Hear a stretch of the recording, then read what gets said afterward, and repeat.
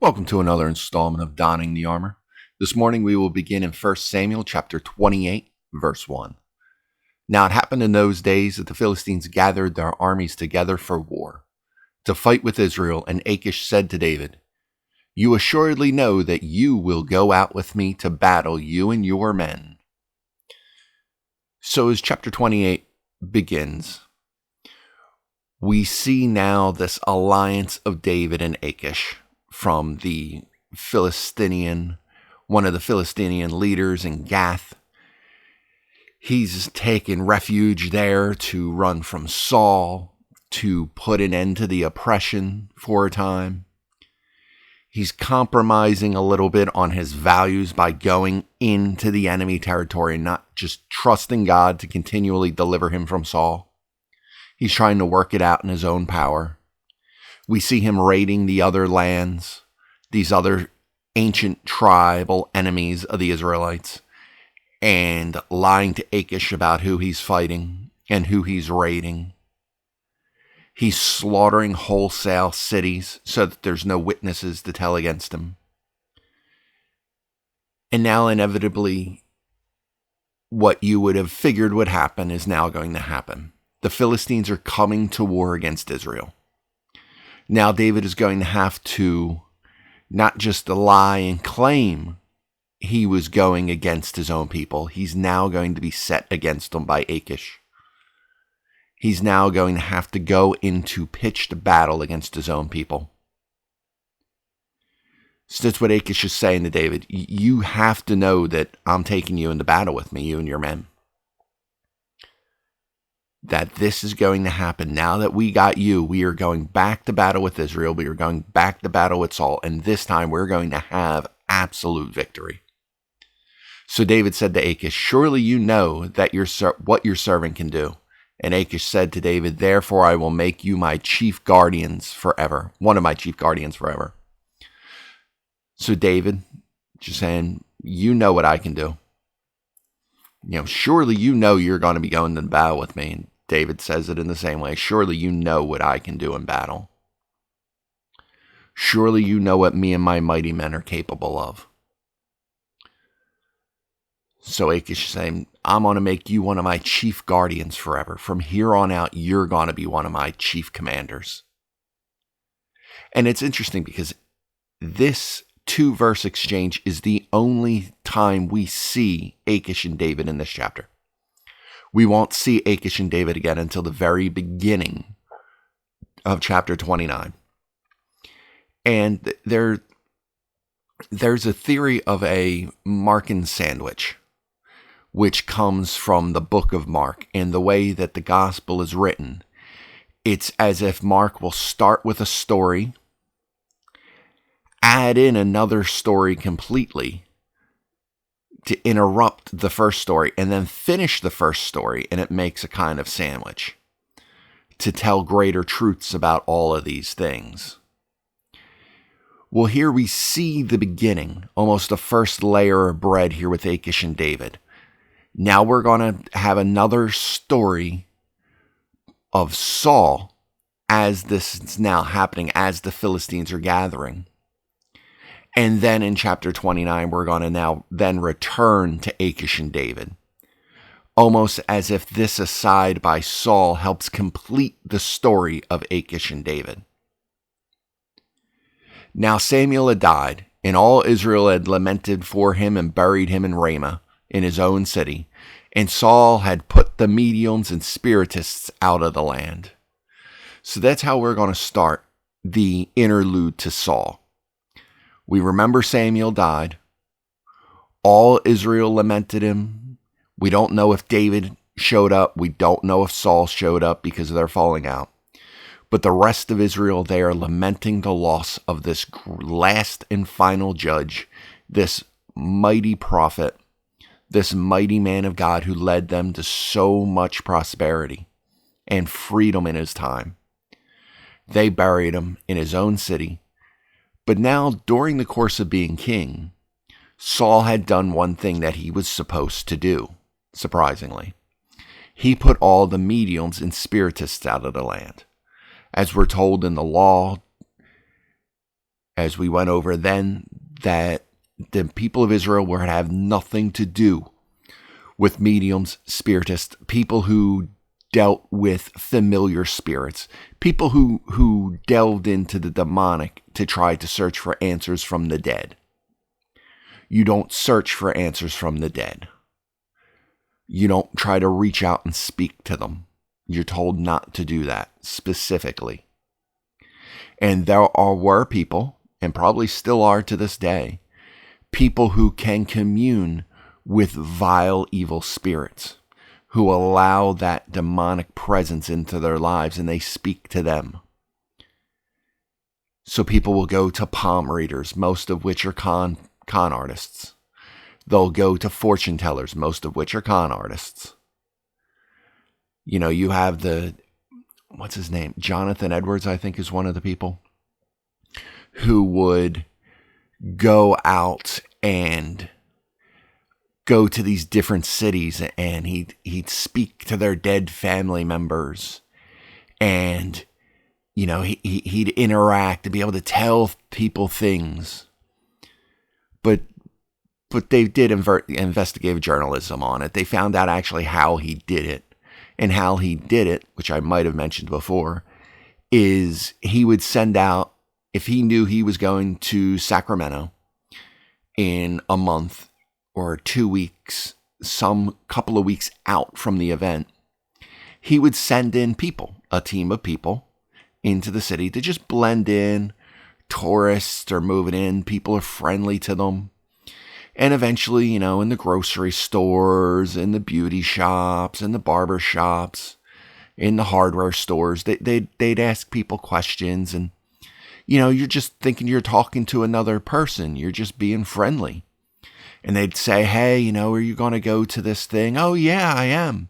And then they'd get the details on the person. And that way, when Jonathan Edwards shows up, or whatever his name was, shows up in a few weeks, they now have information on these people that he can memorize and then pretend as if he's getting it from the spirit world, when really he's just getting it through normal means. He just had people use on-the-ground detective work to figure things out. Now he's acting as a conduit of spirits. I remember the one very famous one. She used to be on Oprah. She used to be on Maury Povich, things like that. I'm losing these people's names over time. I guess maybe because for her, she's already passed on, so not worth remembering her name. I think it was Sylvia Brown, though. And when she died, her website still had tour dates up for like the next year of all the places she was going to be. And it became a huge joke that she was so good at predicting the future, yet she couldn't predict her own demise. I remember her going out and telling a family that their daughter was dead. Their daughter was murdered. Their daughter was dead. I'm speaking to her in the spirit world. No, their daughter had been kidnapped and was still alive and being tortured and raped. At that moment, she was saying it, and that girl eventually broke out of her bondage and got freed. Because it's an evil person trying to do things for money and taking advantage of the emotions of people. That's how most mediums and spiritists and fortune tellers work in our time now. They're con people. But I do believe spiritual warfare is very real. And I do believe there are people who do and are capable of consulting actual unclean spirits. These familiar spirits, as it's put.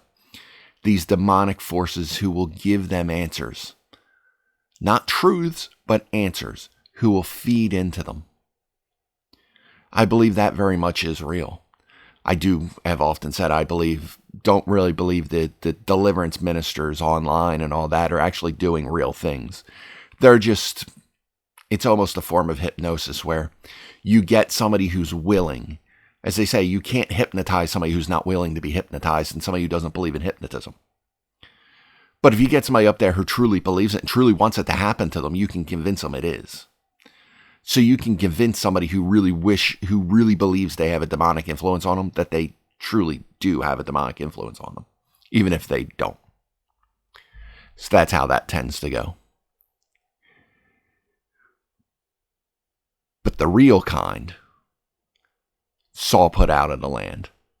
Sure, he threw out the con men too, but he throws them out of the land because that's what the Israelites were called to do, to remove all these people from amongst them, so that way they're not giving in to any form of demonic influence. And that little tidbit of information leads us into what is now going on next as we continue through this chapter. Then the Philistines gathered together and came and encamped in Shunem. So Saul gathered all Israel together and encamped at Gilboa. When Saul saw the army of the Philistines, he was afraid, and his heart trembled greatly. And when Saul inquired of the Lord did not answer him, either by dreams or by Urim or by the prophets. So now the Philistines are gathering. That's where we get the interlude, the main portion of the story, it seems, with David and Achish, before we come to this interlude in the mindset of Saul. That you have the Philistines gathered. You have them coming against them. Now Saul sees this giant army. The Philistines outnumber the Israelites. Once again, and Saul's terrified. Saul, this man who is head and shoulders above all the other Israelites. This man who was to be their great leader. This man who they wanted as their leader. The man who they chose over God and Samuel. This man, trembling, terrified, just like he was with Goliath, unwilling to lead his people into the battle, into the fray, not wanting to go into this war. They wanted an earthly king, they wanted an earthly leader, and they got one. Because the thing is, human beings, earthly people, we get terrified. Our faith drops. We get fearful. It's always been said, courage is not the absence of fear. It's the overcoming of fear. And very few people have that insane fortitude to be able to overcome great fear. Saul is not one of those people. Not from Scripture. We do not see that time and time again. We see him having confidence when he believes he can win, and trembling when he doesn't believe he has absolute certain victory in his hands. But then Saul inquires of the Lord, does the right thing. I mean, that's what he should be doing, inquiring of the Lord. But in this case, the Lord's not answering him. He's not sending him dreams. He's not answering him by the Urim and Thummim. He's not answering him by prophets. The prophets aren't being answered. They're not being sent to him. David has the new high priest over on his side. He's got the prophets over on his side with Gad. Saul's alone.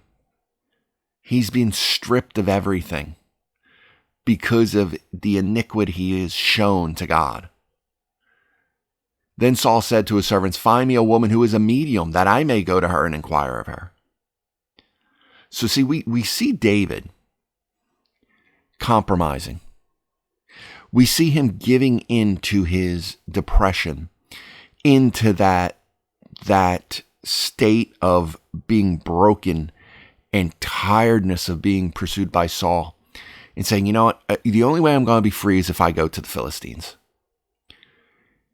And now we see Saul going, look, if God's not going to answer me by the proper means, I'm going to go around them to a medium, to somebody who can speak to an unfamiliar spirit and inquire over them there. I'm going to inquire the right thing that way. I'm not going to seek to find out why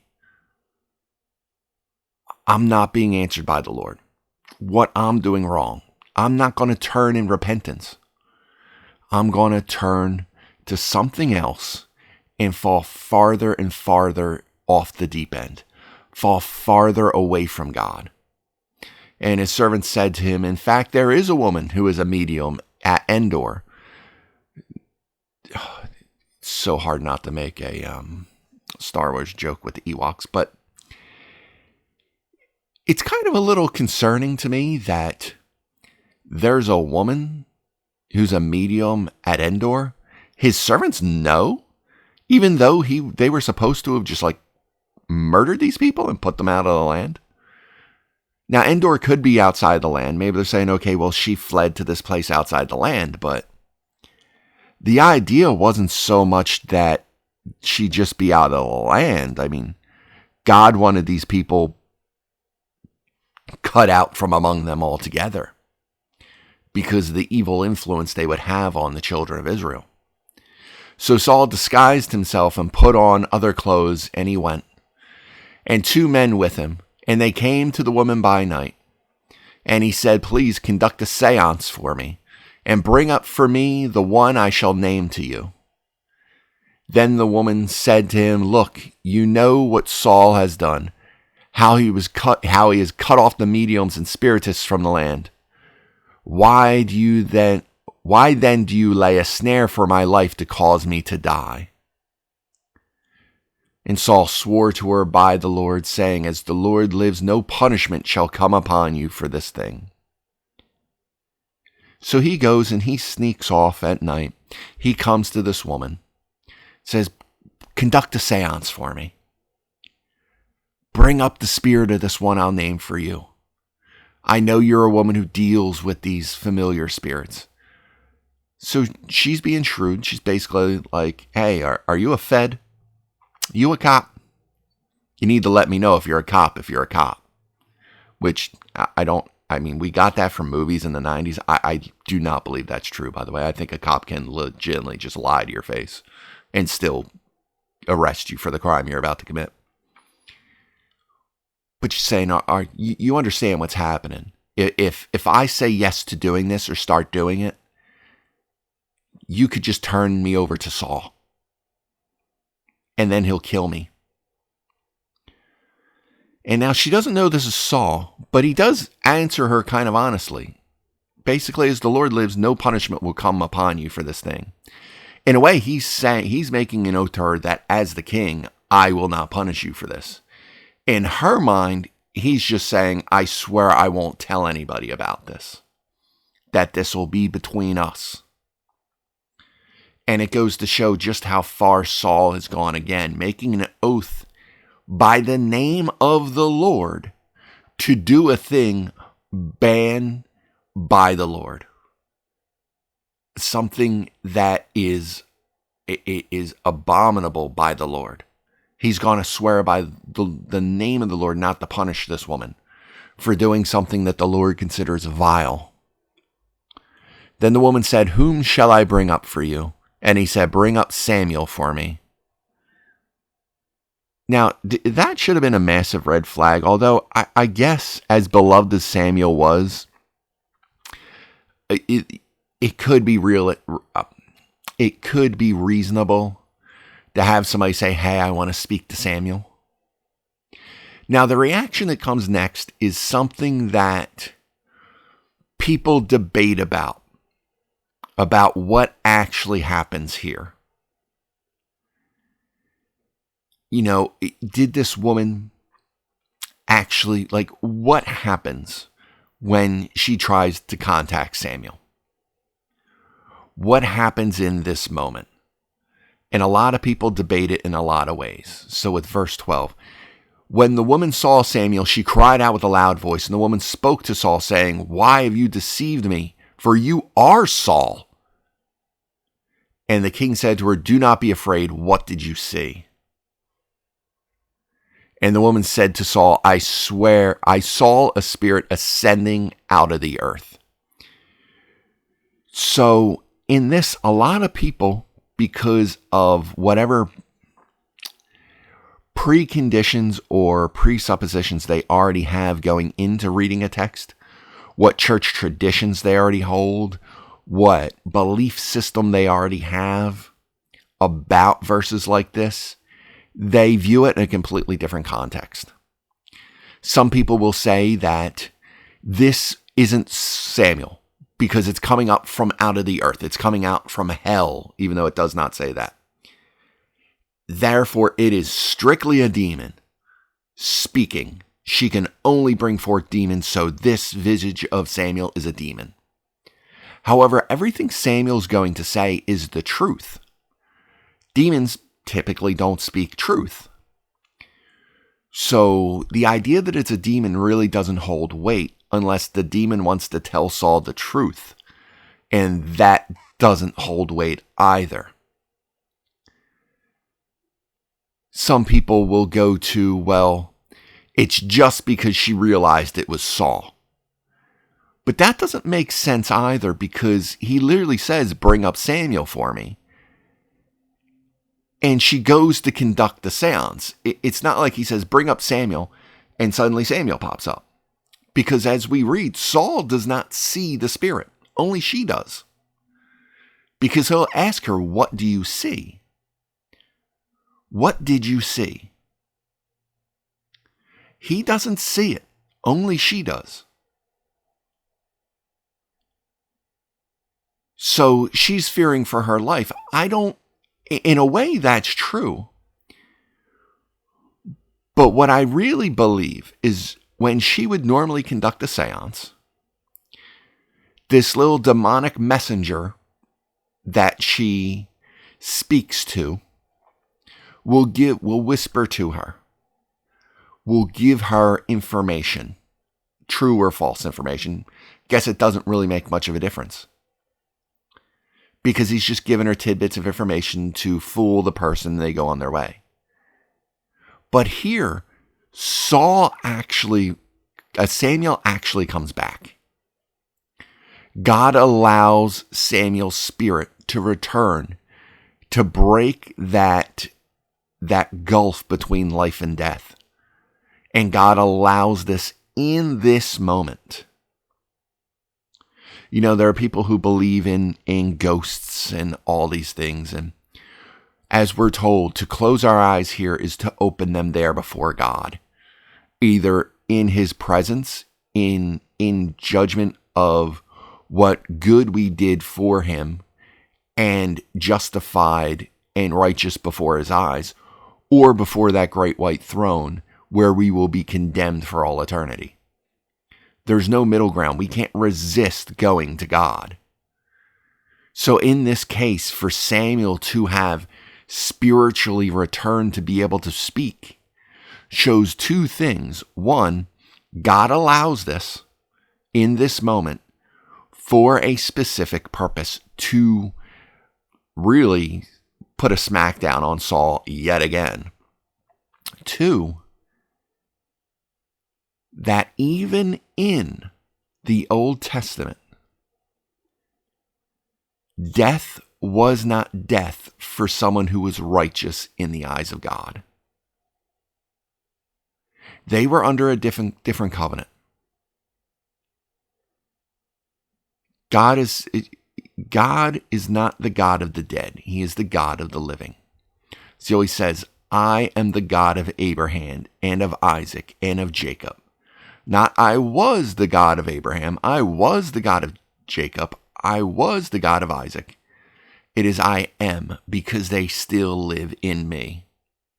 Now there's debates whether or not they live in heaven as under the new covenant, or they live in Abraham's bosom as a separated portion of Sheol that's a little bit more of a paradise. Whatever that is, I don't know. There's so many theological strings to pull on that. But Samuel is not dead spiritually. He is alive in the presence of God. And God allows this to happen to bring Samuel's spirit back, because God can do as God pleases. He is sovereign over all. Every moment of creation is under his sovereign will and his power. So I believe this woman freaks out because this has never happened to her before.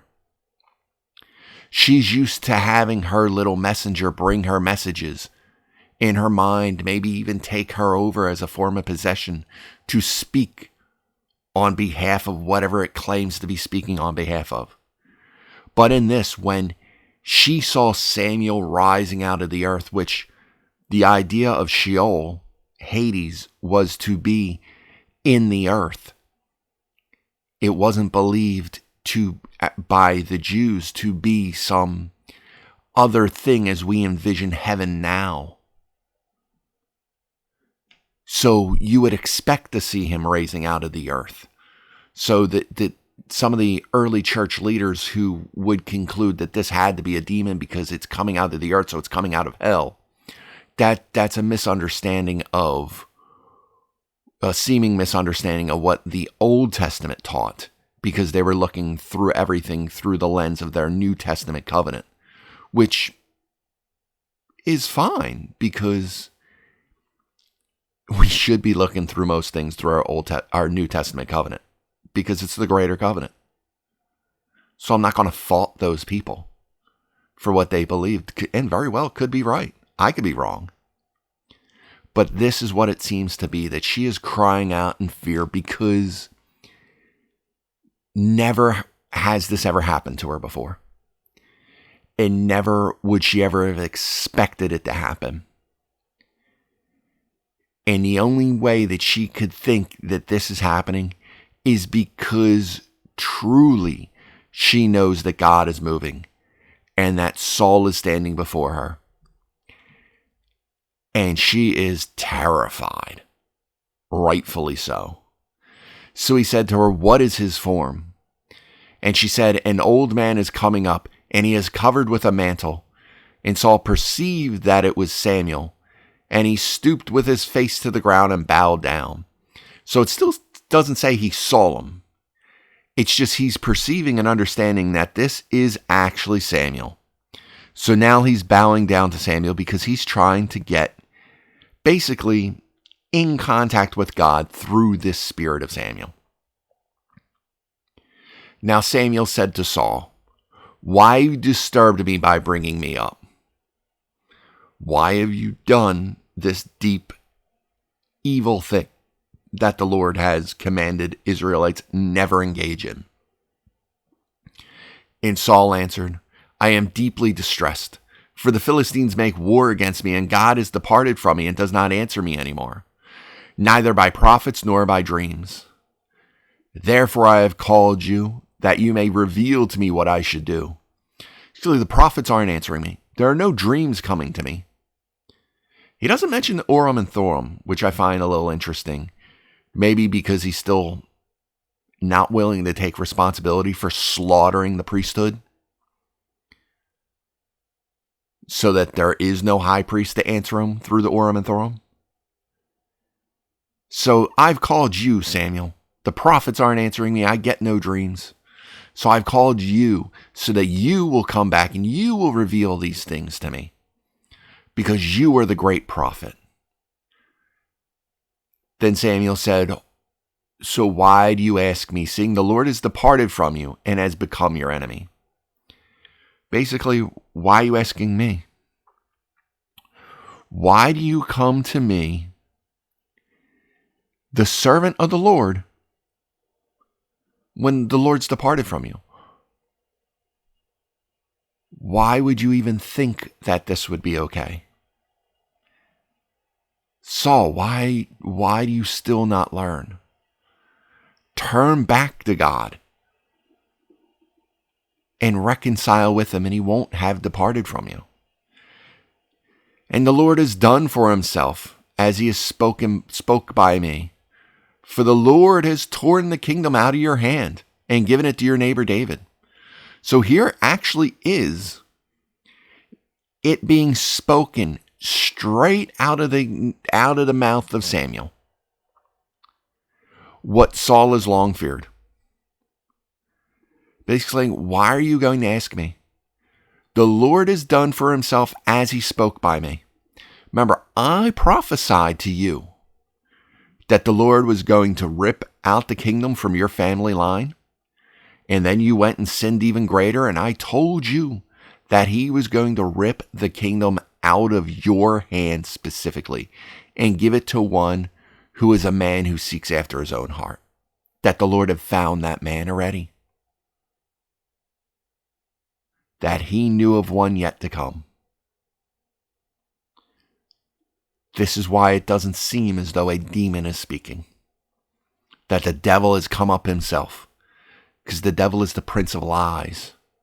And here this spirit of Samuel is speaking nothing but truth to Saul. And is confirming exactly what Saul feared. And what only David and Samuel seemed to know. He is confirming it straight out. That the Lord has already torn the kingdom out of your hand and given it to David. Because you did not obey the voice of the Lord, nor execute his fierce wrath upon Amalek. Therefore the Lord has done this thing to you this day. Moreover, the Lord will also deliver Israel with your hand into the hand of the Philistines. And tomorrow you and your sons will be with me. The Lord will also deliver the army of Israel into the hand of the Philistines. Tomorrow, you and your sons will be with me. And that's not a judgment about whether or not they'll be sitting righteously before God or before his wrath. It's just Samuel now prophesying again. Saul wanted the voice of the Lord in his life. Here you go, Saul. Here goes yet another prophecy. Tomorrow, you and your sons will join me in death. And the Lord will also deliver the army of Israel into the hands of the Philistines. You will join me in death, you and your sons. Tomorrow is the day where I wrench the kingdom from your hand and give it to David. That is what God will do to you. Immediately Saul fell full length on the ground and was dreadfully afraid because of the words of Samuel.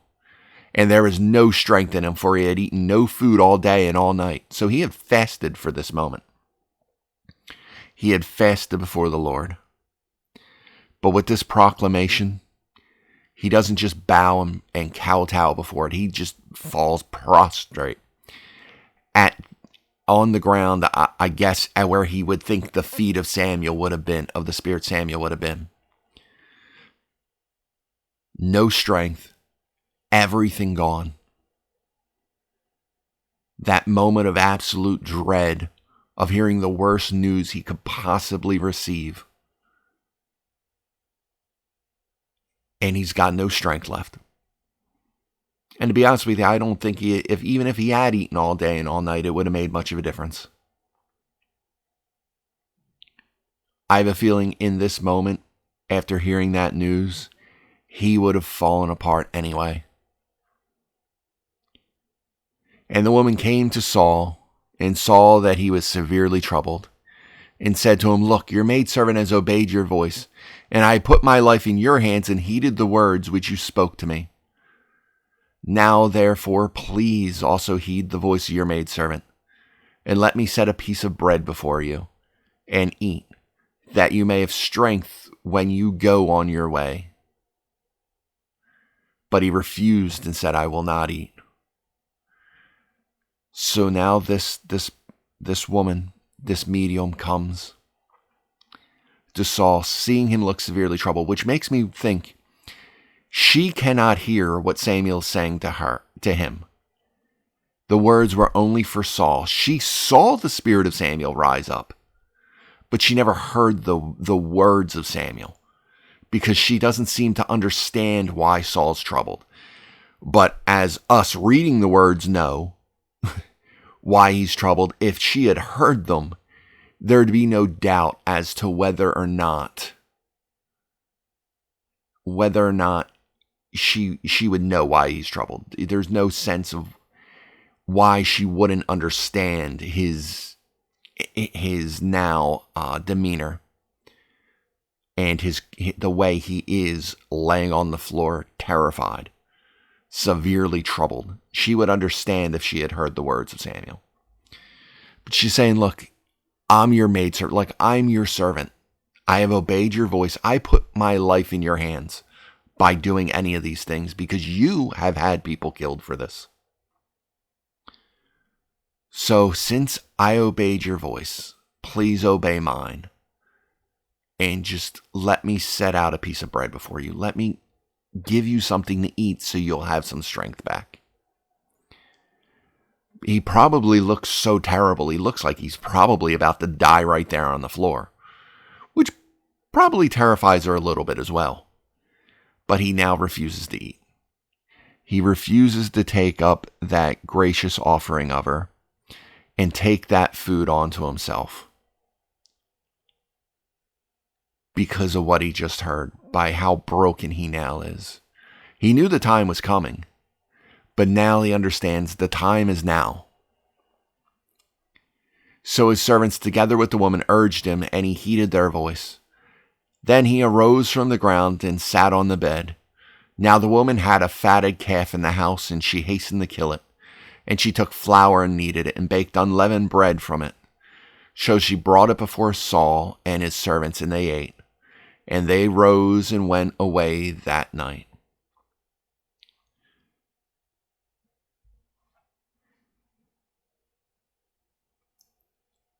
So Saul compromises yet again. Instead of trying to repent and come before God, even face God's judgment, but face it righteously. Face it with a face set upon reconciliation. He chose to compromise yet again.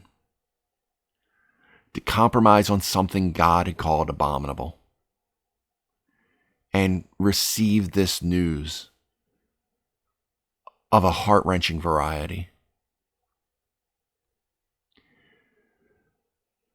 I know there's a lot of cynicism. There's a lot of people who don't believe, even some people who are borderline believers, who will get very upset when they see somebody sitting on death row, some brutal rapist murderer, some serial killer, profess Christ before they're executed. They say, oh, well, you really think that person deserves forgiveness to go in and be in heaven? Do they deserve it? No. But none of us do. And that's the point so many people miss. None of us do deserve the forgiveness. He offers it graciously. Grace, undeserved favor. But they are going to their death. I mean, could you imagine knowing that in 2 hours your life on this earth is going to end? Being told that news. It is something that breaks you. If you hear of a family member who has terminal cancer, it breaks you, let alone them. That's what Saul is just being told. He's known it's been coming for a while, for years. But unlike that death row inmate who goes, in this moment, I need to turn to God. I need to throw myself at his feet and beg his mercy and pray he will have mercy upon me for all the evil I've wrought in this life.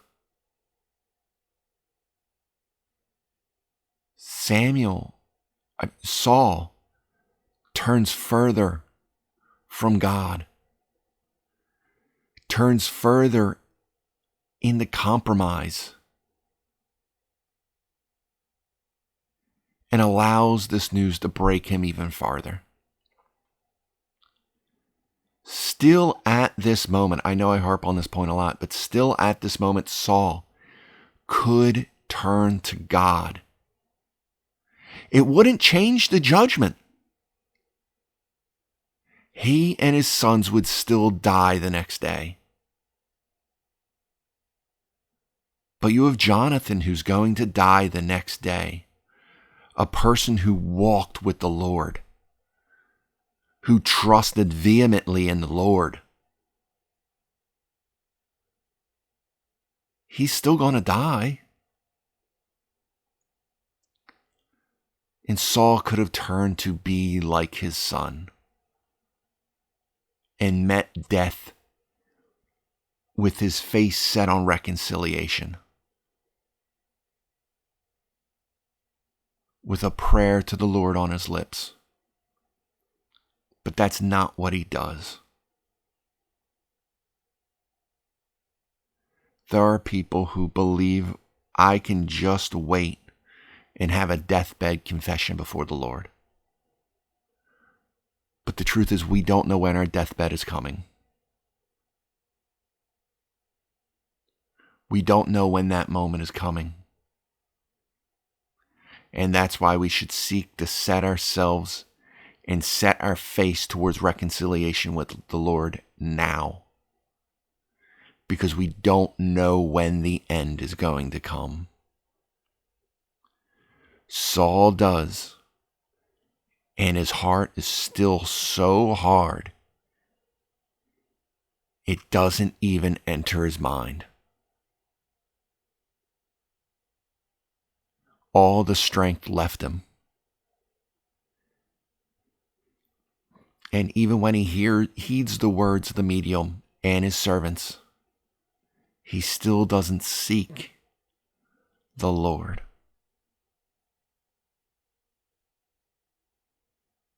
That's the unforgivable sin. To harden your heart so highly against the work and promise of God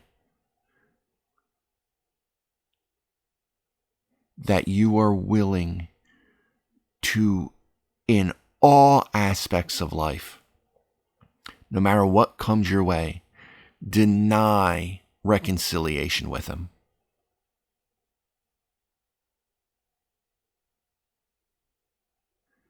You can't be forgiven if you don't ask for forgiveness.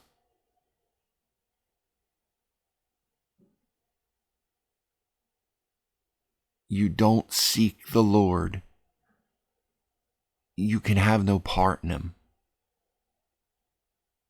Saul is seeking to hear from the Lord, but he's not seeking to be right before the Lord.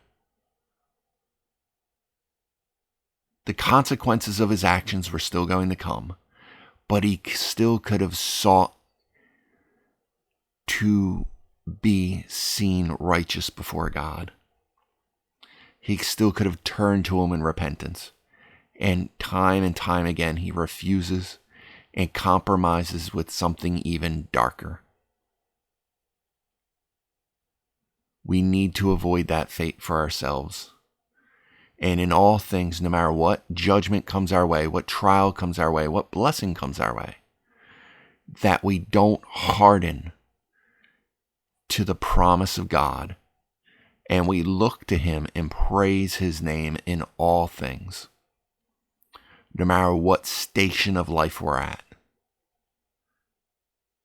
Because that is the first and greatest commandment. To love your God with all your heart, soul, mind, and strength. And that is something that Saul would refuse to do. All right, well, that's where we shall end it for this morning. I hope this was fruitful for you. I hope to see you back again next time. But until then, be blessed.